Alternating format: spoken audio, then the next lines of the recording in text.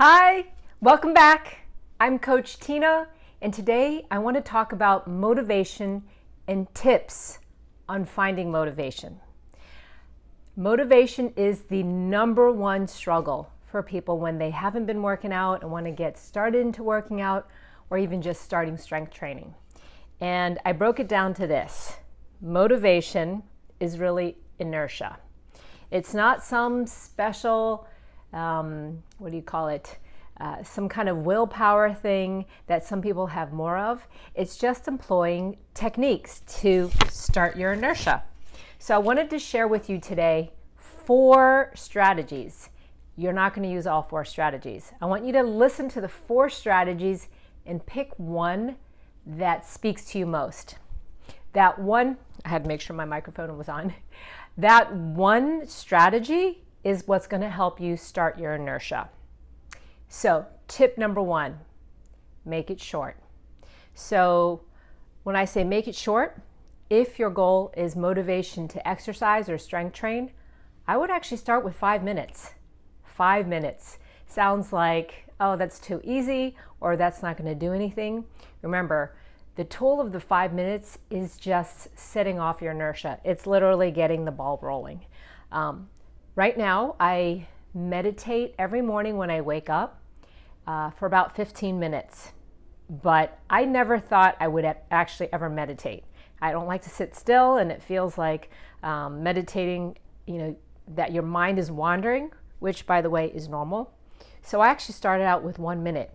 I would set my timer for 1 minute just to sit still and breathe. You can even use a meditation app, which is actually very helpful because it walks you, or the app walks you through how your thought process should go, focusing on the breath, catching yourself have a random thought, which is normal, and bringing it back to the breath.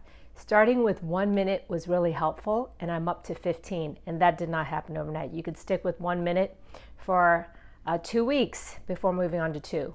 But with the workout, starting with 5 minutes. I think 5 minutes is great because you can just do one exercise for 5 minutes or 2 exercises. So that's what I call a fitness snack. An option to the 5 minutes is going for a walk. I know someone who's in her 60s she's a hardcore exerciser, but she only started working out when she was 57. And when she was 57 for an entire year, all she did was take walks. So the small things is actually what creates the inertia. So that's strategy tool number 1. Strategy tool number 2 is scheduling it. I know you hear everyone talk about that, but let me show you what I got. I actually have my calendar. I have a print calendar because I'm Generation X and I prefer this than an iPhone.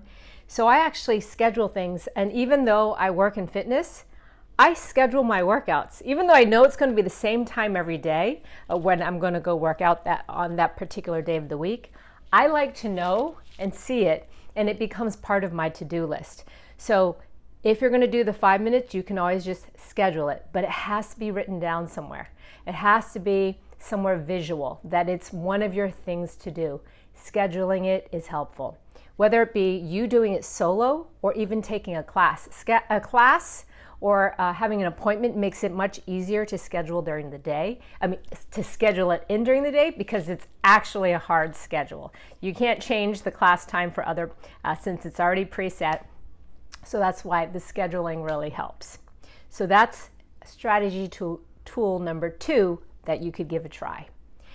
Number 3 is finding that end goal. So remember, I don't want you to do all these. It's picking one and just sticking with that one. And the one that you pick is going to be the one that is right for you, because that's why you picked it. So number 3 is finding an end goal. This is what I mean by that. Sometimes I don't feel like working out, but I remember how I feel afterwards. I know I'm going to feel good afterwards.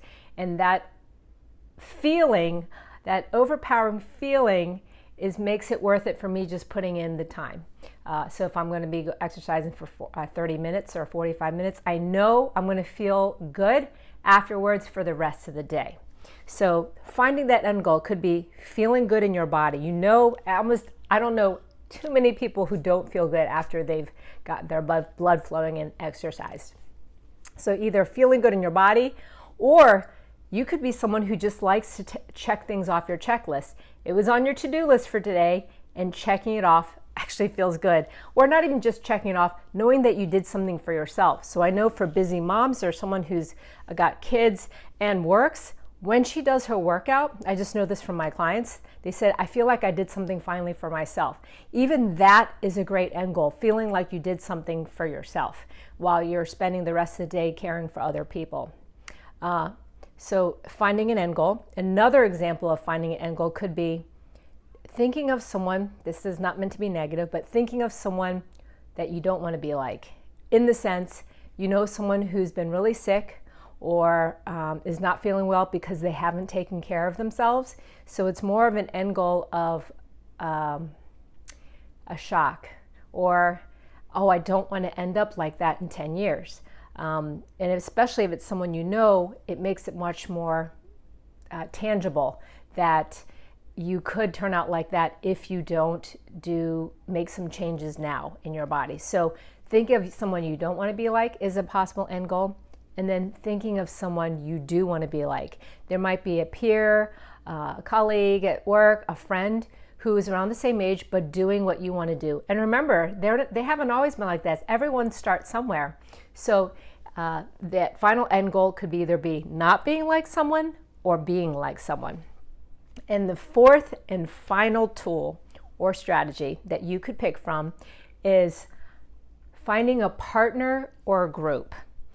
The personal aspect of accountability is so important. And I'll give you an example. There are running groups for a reason. I have a friend who's an avid runner. Her and her husband met all their friends through their running group. She likes the running group because in the morning she'll meet one of the people and then they'll go running together. It's more accountability. It's got a social aspect to it. That's also why CrossFit was so popular, because CrossFit boxes develop a community. These are like-minded people who like to do the CrossFit workouts.